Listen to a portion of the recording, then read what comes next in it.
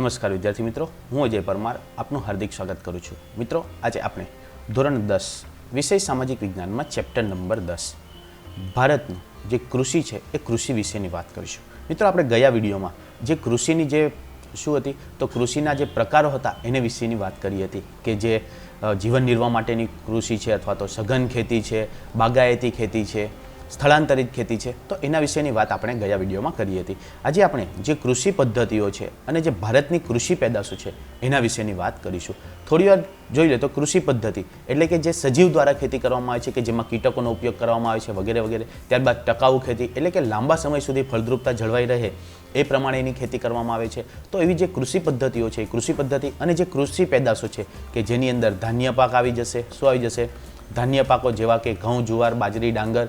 ત્યારબાદ જે તેલીબિયા છે તો તેલીબિયામાં શું આવશે? તો તેલીબિયામાં આવશે કપાસ, મગફળી, એરંડો વગેરે વગેરે. ત્યારબાદ જે પીણા પ્રકારના છે એમાં આવશે ચા, કોફી, કોકો. શું આવશે? ચા, કોફી, કોકો વગેરેની જે ખેતી આવે છે એ કૃષિ પેદાશો છે એ. તદુપરાંત જે ખરીફ પાકો છે, શું છે? ખરીફ પાકો અને બીજા કયા આવશે? તો જે રવિ પાક છે એના વિશેની આપણે માહિતી મેળવીશું. તો ચાલો મિત્રો શરૂઆત કરીએ. સૌપ્રથમ જોઈશું આપણે કૃષિ પદ્ધતિઓ.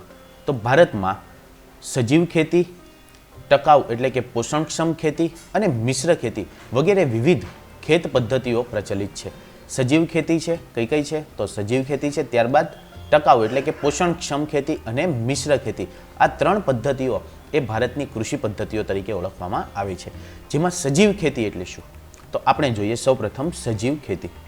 સજીવ ખેતી એટલે કે જે પ્રમાણે રાસાયણિક ખાતર અને કીટનાશકોનો વપરાશ થઈ રહ્યો હતો તેનાથી રસાયણોની નુકસાનકારક અસરો ધીરે ધીરે વર્તાવા લાગી હતી. આપણે અત્યારે જોઈ શકીએ છીએ કે જેમ બને એમ જે ખેતી કરવામાં આવે છે એની અંદર શેનો ઉપયોગ કરવામાં આવે છે? તો ઘણા બધા રાસાયણિક ખાતરોનો ઉપયોગ કરવામાં આવે છે. બરાબર છે. હવે રાસાયણિક ખાતર એટલે કે જો જમીનમાં નાઇટ્રોજન ન હોય તો નાઇટ્રોજન પૂરું પાડવા માટે શું નાખવામાં આવે છે? તો નાઇટ્રોજન પૂરું પાડવા માટે યુરિયા ખાતર નાખવામાં આવે છે. શું નાખવામાં આવે છે? યુરિયા ખાતર નાખવામાં આવે છે. આ રીતે ફોસ્ફરસ ન હોય તો અથવા તો પોટાશ ન હોય તો એની માટે પોટાશ, પોટેશિયમ અથવા તો ફોસ્ફરસ એ ખાતરમાં જે હોય છે એવા રાસાયણિક ખાતર અંદર નાખવામાં આવે છે કે જેથી શું થાય તો જે પાક હોય એ પાકને અનુરૂપ એ જમીન ફળદ્રુપ બનાવી શકાય. એટલે જમીન ફળદ્રુપ નથી બનતી પરંતુ એ પાકનો વિકાસ ઝડપથી થઈ શકે માટે જેમ બને એમ શું કરવામાં આવે છે તો વધારે રાસાયણિક ખાતરોનો ઉપયોગ કરવામાં આવે છે. તદુપરાંત કીટનાશકોનો પણ વપરાશ થઈ રહ્યો છે. એટલે કે કીટનાશકો એટલે કે ખેતી દરમિયાન જ્યારે કોઈ જીવજંતુ શું છે તો જીવજંતુ ખેતીના પાકને નુકસાન પહોંચાડે, પાકને શું કરતા હોય? નુકસાન પહોંચાડતા હોય તો એને દૂર કરવા માટે કીટનાશકોનો ઉપયોગ કરવામાં આવે છે. અને જ્યારે વધુ પડતો કીટનાશકોનો ઉપયોગ થઈ જાય તો ત્યારે એ જે જમીનની ફળદ્રુપતા છે એમાં શું જોવા મળે છે? ઘટાડો જોવા મળે છે. અને એ જે રસાયણો અને જે રાસાયણિક ખાતરો અને જે કીટનાશકોનો ઉપયોગ વધી રહ્યો છે એના કારણે એની અસરો શું થાય છે? તો ધીમે ધીમે વર્તાવા લાગી છે. આ જે અસર છે એ જમીનને તો નુકસાન કરે છે, સાથે સાથે પર્યાવરણને પણ શું કરે છે? તો નુકસાન કરતી જાય છે. અહીં આપ્યું છે આગળ, અનાજ, શાકભાજી તથા ફળોમાં રસાયણો અને જંતુનાશકોની હાજરીને લીધે લોકોના સ્વાસ્થ્ય પર તેની વિપરીત અસર થઈ રહી છે. તમે અત્યારે જોયું હશે તો બજારમાં જાશો તો પહેલાં જમરૂખ ને બોર ને બધું શું આવતું હતું? નાના નાના આવતા હતા. કેવા આવતા હતા? નાના નાના, મીડિયમ. અને એની જે મીઠાશ હતી એ મીઠાશ પણ જે કુદરતી મીઠાશ હતી એ કુદરતી મીઠાશ આપણને જોવા મળતી હતી. જ્યારે અત્યારે તમે જોવો છો તો વગર સિઝન વગર પણ તમને તરબૂચ જોવા મળશે અથવા તો સિઝન વગર તમને શાકભાજીમાં જે પણ શાકભાજી જોતી હોય એ શાકભાજી 12 માસ મળશે. એટલે કે જેમ બને એમ શું કરે છે લોકો વધુમાં વધુ રસાયણો અને જંતુનાશકોની ઉપયોગ કરીને એ જે શાકભાજી ફળો છે એની જે તુલના છે એ એનું જે પેલું શું કહેવાય સંતુલન છે એ બગાડી દેવામાં આવ્યું છે. ગમે ત્યારે ગમે તે વસ્તુ ઉગાડી શકાય છે અને એના કારણે એની અસર અલ્ટિમેટલી કોના પર આવે છે? તો મનુષ્યના સ્વાસ્થ્ય ઉપર આવે છે. અને તમે જોઈ શકો છો કે જે પહેલાં આપણને જે વિટામિનને મળવા જોઈતા હતા એની અત્યારે શું જોઈએ છે? તો ઉણપ દેખાય છે. દરેકમાં વિટામિન B12ની ઉણપ હોય છે, કોઈનામાં વિટામિન Kની ઉણપ હોય છે, Aની ઉણપ હોય છે. તો આ બધું શેના કારણે છે? તો એ આ જે કીટનાશકો અને રાસાયણિક ખાતરો દ્વારા ઉપયોગ કરીને જે શાકભાજી કે અનાજ અથવા તો ફળફૂલ જે પેદા કરવામાં આવ્યા હોય, ઉત્પાદન કરવામાં આવ્યા હોય એના કારણે એની વિપરીત અસર મનુષ્યના સ્વાસ્થ્ય પર જોવા મળે છે. પર્યાવરણ પર પણ વધારેમાં વધારે નુકસાન થયું છે. તો સ્વાભાવિક છે, જમીન છે તો જમીન શેની સાથે સંકળાયેલી છે? પર્યાવરણ સાથે. એટલે પર્યાવરણને પણ શું થવાનું છે? તો વધુમાં વધુ નુકસાન થવાનું છે. એટલે કે જમીનની જે ફળદ્રુપતા છે ફળદ્રુપતામાં શું થશે? ઘટાડો જોવા મળશે. જમીનની જે ઉત્પાદકતા અને ફળદ્રુપતા એ શું છે તો ઘટવા લાગ્યા છે. મેં અગાઉ જ કહ્યું કે જેના કારણે લાંબા સમય પછી આ જમીનમાંથી પાકનું ઉત્પાદન અને ગુણવત્તા બંને શું થઈ જશે, ઘટી ગયા હશે. એટલે કે લાંબા સમય સુધી જો આવું ને આવું ચાલ્યા કરશે તો એની જે ઉત્પાદન ક્ષમતા છે અને ગુણવત્તા છે, જે ફળદ્રુપતા છે એ શું થઈ જશે, તો એમાં ઘટાડો આવી જશે. હવે અહીં વ્યાખ્યા આપવામાં આવી છે કે સજીવ ખેતી એટલે શું. સજીવ ખેતી એટલે ખેતીની એવી પદ્ધતિ કે જેમાં યુરિયા કે બીજા કોઈ પણ પ્રકારના રાસાયણિક ખાતરો અને જંતુનાશકોનો ઉપયોગ કરવામાં આવતો નથી. સજીવ ખેતી એટલે કેવી ખેતી કે જેની અંદર યુરિયા, મિત્રો બે શબ્દ ફરજિયાત આવવા પડશે, યુરિયા અને બીજા કોઈ પણ રાસાયણિક ખાતરો અને જંતુનાશકોનો ઉપયોગ કરવામાં આવતો નથી. એવી ખેતી પદ્ધતિને શું કહેવામાં આવે છે, સજીવ ખેતી કહેવામાં આવે છે. તો યુરિયા કે નાઇટ્રોજનનો ઉપયોગ નહીં થાય તો શેનો ઉપયોગ થશે, તો જે કુદરતી ખાતર છે. કયું ખાતર છે, કુદરતી ખાતર, કે જેને છાણિયું ખાતર પણ કહેવામાં આવે છે. શું કહેવામાં આવે છે, તો છાણિયું ખાતર.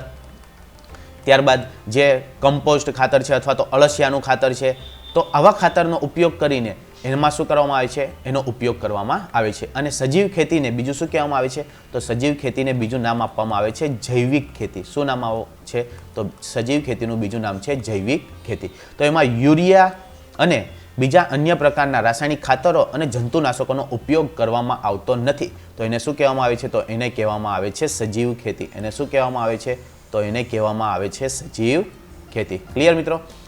પાકના પોષણ માટે જો યુરિયા અને રાસાયણિક ખાતર અને જંતુનાશકો નથી નાખવામાં આવતા તો શું નાખવામાં આવે છે, તો પાકના પોષણ માટે છાણિયું ખાતર, ત્યારબાદ અળસિયાનું ખાતર અને કમ્પોસ્ટ ખાતર એટલે કે આ જે કચરો હોય એ કચરાને સડાવી દેવામાં આવે, એટલે કે એને સડો એનામાં પેદા કરવામાં આવે ને એમાંથી જે ખાતર ઉત્પન્ન થાય એને કમ્પોસ્ટ ખાતર કહેવાય છે. એ વગેરે તથા પાકના સંરક્ષણ માટે ગૌમૂત્ર, લીમડાનું દ્રાવણ, છાશ વગેરેનો ઉપયોગ કરવામાં આવે છે. એટલે કે જો કીટનાશકોની જગ્યાએ શેનો ઉપયોગ કરવામાં આવે છે, તો ગૌમૂત્ર અથવા તો લીમડાનું દ્રાવણ અથવા તો છાશ વગેરેનો ઉપયોગ કરવામાં આવે છે. અને ખાતર તરીકે છાણિયું ખાતર, અળસિયાનું ખાતર અને કમ્પોસ્ટ ખાતરનો ઉપયોગ કરવામાં આવે છે.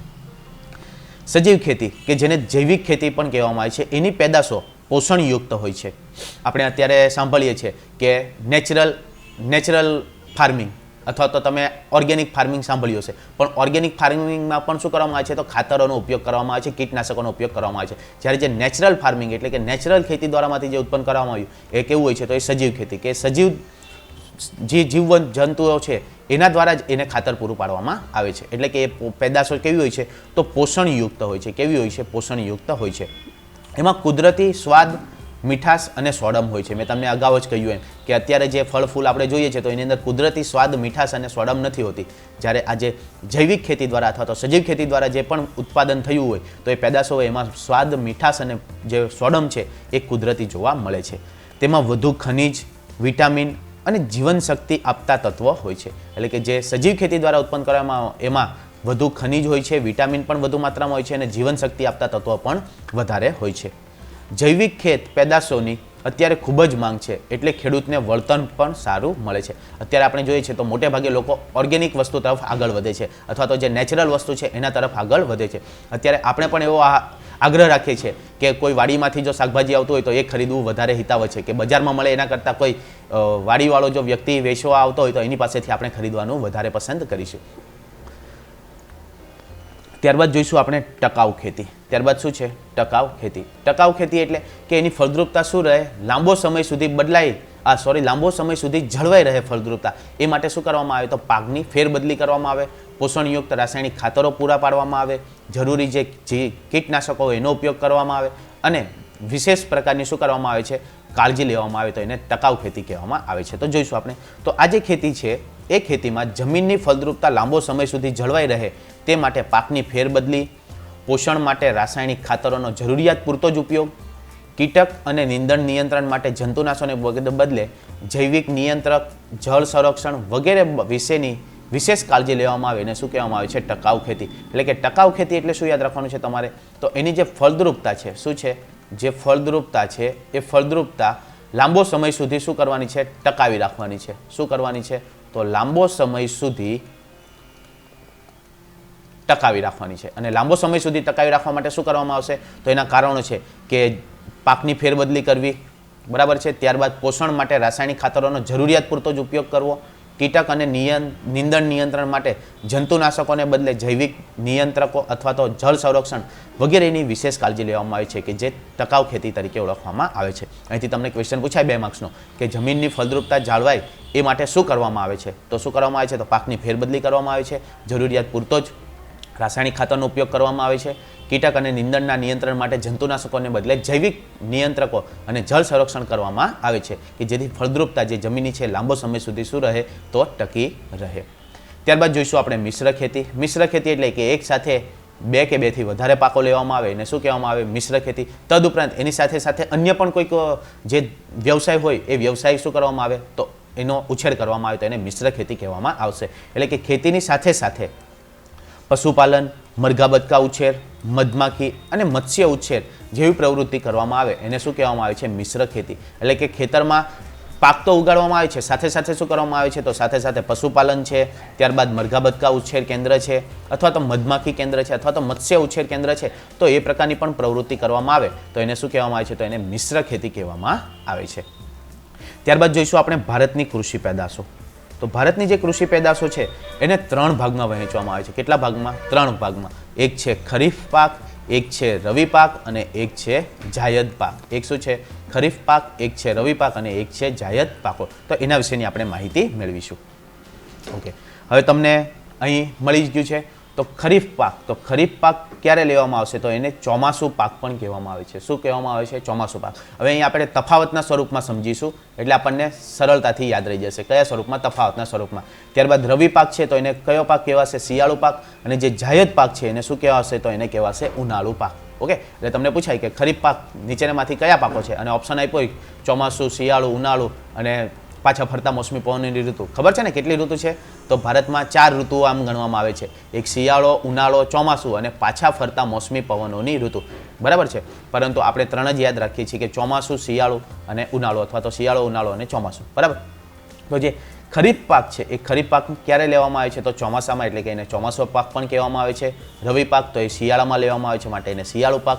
અને જાયદ, તો જાયદ પાક એટલે ઉનાળુ પાક કે જે ઉનાળામાં લેવામાં આવે છે. તો પહેલું જ જોઈ લઈએ તો આ ક્યારે લેવામાં આવે છે? ચોમાસામાં, એટલે એને શું કહેવામાં આવે છે? તો ખરીફ પાક કહેવામાં આવે છે.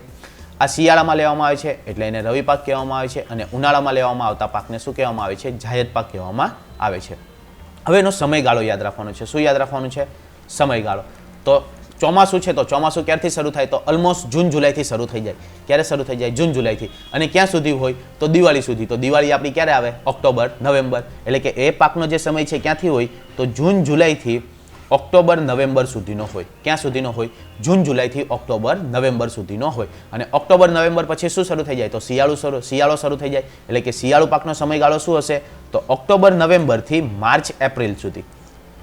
જ્યાં હોળી આવે હોળી સુધી એમ કહેવામાં આવે કે શિયાળો આવે છે. એટલે કે માર્ચ, એપ્રિલ સુધી એનો ટાઈમ હોય. અને ઉનાળુ પાક, તો ઉનાળુ પાક ક્યાંથી આવશે? તો માર્ચથી લઈને જૂન સુધી. ક્યાંથી આવશે? તો માર્ચથી લઈને જૂન સુધી. ઓકે, શું યાદ રાખવાનું છે? તો ચોમાસામાં લેવામાં આવતા પાકને ખરીફ પાક, એનો સમયગાળો જૂન જુલાઈથી લઈને ઓક્ટોબર, નવેમ્બર સુધી. જો મિત્રો ખાલી યાદ કઈ રીતે રાખવાનું છે તો એનો સમયગાળો, તો ચોમાસું ક્યારે ચાલુ થાય? તો આપણી સ્કૂલ ખુલે ત્યારથી, એટલે કે જૂન જુલાઈથી ચોમાસું ચાલુ થાય. અને ક્યાં સુધી હોય? તો દિવાળી સુધી. તો દિવાળી ક્યારે આવે? તો ક્યાં ઓક્ટોબરમાં હોય, ક્યાં તો નવેમ્બરમાં હોય. એટલે કે ઓક્ટોબર, નવેમ્બર સુધી આ ખરીફ પાક લઈ શકાય છે. હવે ઓક્ટોબર, નવેમ્બર પછી શું શરૂ થઈ જાય? તો ઠંડી, એટલે કે શિયાળુ પાક. એટલે કે એને શું કહેવામાં આવે છે? રવિ પાક. એ ક્યારથી આવે? તો ઓક્ટોબર, નવેમ્બરથી લઈને ક્યાં સુધી આવે? તો હોળી સુધી. હોળી ક્યારે આવે? તો માર્ચ, એપ્રિલમાં આવે. ક્યારે આવે? માર્ચ, એપ્રિલમાં. એટલે માર્ચ, એપ્રિલ સુધી. તો ઉનાળુ પાક, તો ઉનાળુ પાક ક્યારથી શરૂ થાય? તો જ્યારે વેકેશન હોય ત્યારે. વેકેશન ક્યારથી હોય? તો બોર્ડની પરીક્ષા ક્યારે પૂરી થાય? માર્ચથી. એટલે માર્ચથી લઈને જૂન સુધી, નવું સત્ર ચાલુ ન થાય ત્યાં સુધી. એટલે કે માર્ચથી લઈને જૂન સુધી એ શું ગણવામાં આવે છે? તો એ જાયદ પાકનો સમયગાળો ગણવામાં આવે છે.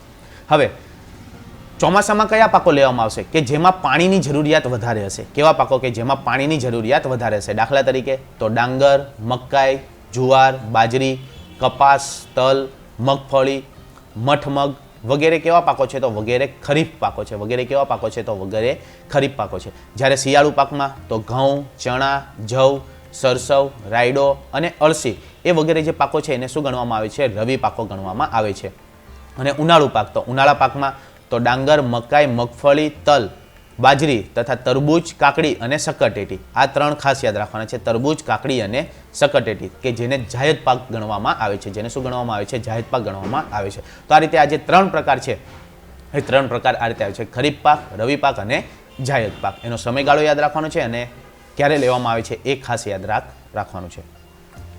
ત્યારબાદ જોઈશું આપણે મુખ્ય કૃષિ પાકો, એટલે કે ભૌગોલિક પરિસ્થિતિ છે. એ ભૌગોલિક પરિસ્થિતિ અને આબોહવા, જમીનની વિવિધતા અને વરસાદના પ્રમાણમાં રહેલી ભિન્નતાને કારણે ભારતમાં જુદા જુદા ભાગોમાં વિવિધ પ્રકારના પાકોનું શું કરવામાં આવે છે, વાવેતર કરવામાં આવે છે. એટલે કે જમીનની જે ભૌગોલિક પરિસ્થિતિ છે, ઢોળાવવાળી જમીન હોય તો ત્યાં જે ઓછી પાણીની જરૂરિયાત હોય એવા આપણે જોઈએ છે કે અસમમાં જે ચાના બગીચા છે મોટે ભાગે પર્વતીય વિસ્તારોમાં જોવા મળે છે, બરાબર છે. એટલે કે ભૌગોલિક પરિસ્થિતિ. ત્યારબાદ આબોહવા, એટલે કે શુષ્ક છે, સમશીતોષ્ણ છે અથવા તો શીતોષ્ણ છે, કેવી આબોહવા છે એને આધારે પાક લેવામાં આવે છે. શુષ્ક હોય તો ત્યાં બાજરી જેવા પાકો વધારે થાય છે, મકાઈ જેવા પાકો વધારે થાય છે. પછી આ ભેજવાળી આબોહવા હોય તો ત્યાં ભેજવાળા માટે ઘઉં, ચણા, કઠોળ એવા પાકો વધારે જોવા મળે છે. આમ જમીનની વિવિધતા અને આબોહવા અને વરસાદના પ્રમાણને કારણે જુદા જુદા પ્રકારના ભાગોમાં જુદા જુદા પાકોનું શું કરવામાં આવે છે, વાવેતર કરવામાં આવે છે. જેમાં આપણે જોઈએ તો આપણી પાસે છે ધાન્ય પાકો. કયા કયા પાકો છે? ધાન્ય પાકો. તો ધાન્ય પાકોમાં ધાન્ય પાકો એટલે કે આપણે જે ખાઈએ છીએ ધાન્ય પાકો એ કયા આવશે? તો એ આવશે ડાંગર, ઘઉં, જુવાર, બાજરી, મકાઈ અને જવ. એ શું છે? તો એ ધાન્ય પાકો છે. ત્યારબાદ કઠોળ. કઠોળમાં કયા કયા આવશે? તો કઠોળમાં તુવેર, મગ, ચણા, વટાણા, વાલ, મઠ, અડદ અને મસૂર. આ કેવા પાકો છે? કઠોળ. પછી તેલીબિયા. તેલીબિયા એટલે કે જેને પીસવાથી શું નીકળે? તો પીસવાથી જેને તેલ નીકળે એ. તો પહેલું શું આવશે? મગફળી. ત્યારબાદ તલ, સોયાબીન, એરંડા, સરસવ, સૂર્યમુખી, નાળિયેર અને અળસી. આ બધા કેવા છે? તો એ તેલબિયા પાક છે. ત્યારબાદ પીણામાં. તો પીણામાં શું આવશે? તો પીણામાં આવશે ચા, કોફી અને કોકો. શું યાદ રાખવાનું છે? ચા, કોફી અને કોકો, કે જે પીણા તરીકે ઉપયોગમાં આવે છે. ત્યારબાદ આ ખાસ યાદ રાખવાનું છે રોકડિયા પાકો. રોકડિયા પાકો એટલે કે જેનું પાક લેવાઈ જાય તરત જ એનું શું થઈ જાય? વેચાણ, અને એમાંથી રોકડ ઉત્પન્ન થઈ જાય અને રોકડિયા પાકો કહેવામાં આવે. તો એમાં શું હશે? કપાસ હશે, શેરડી હશે, શણ, તમાકુ અને રબર. આ શું છે? તો આ જે 5 છે એ રોકડિયા પાકો ગણવામાં આવે છે. ત્યારબાદ ઔષધીય અને મસાલા પાક. તો ઔષધમાં મસાલામાં શું આવશે? તો જીરું આવશે, વરિયાળી આવશે. ત્યારબાદ ઈસબગુલ ઔષધમાં આવશે ધાણા, મેથી, અજમો, કાળા મરી અને લસણ. આ બધા કયા છે? તો ઔષધીય અથવા તો મસાલા પાકો જોવા મળે છે. ત્યારબાદ ફળ. ફળમાં તો કહેવાનું જ નહીં આવે, જે ફળના નામ યાદ આવે ફળ લખી દેવાના. કયા કયા? તો કેરી, કેળા, ચીકુ, પપૈયા, દ્રાક્ષ, બોર, સફરજન, જામફળ, બરાબર છે, સ્ટ્રોબેરી છે. આ બધા શું છે? ફળ છે. શાકભાજી. તો શાકભાજી પણ જે બધી જ લખી દેવાની. કઈ કઈ છે? તો બટાકા છે, રીંગણ છે, ડુંગળી છે, ટામેટા છે, દૂધી તુરિયા, ભીંડા, કોબીજ, ફ્લાવર અને વિવિધ બીજી ભાજીઓ, કે જેમાં જે પણ ભાજી તમે પાલકની ભાજી લઈ લો, મેથીની ભાજી લઈ લો, ઓકે, એ બધી ભાજીઓ છે એ શેમાં આવે છે? શાકભાજીમાં આવે છે. તો એમાંથી આપણે જે થોડાક પાકો છે એના વિશેની માહિતી આપણે મેળવીશું. તો મિત્રો એ જે પાકોની માહિતી છે એ આપણે હવે પછીના વિડીયોમાં મેળવીશું. આશા રાખું છું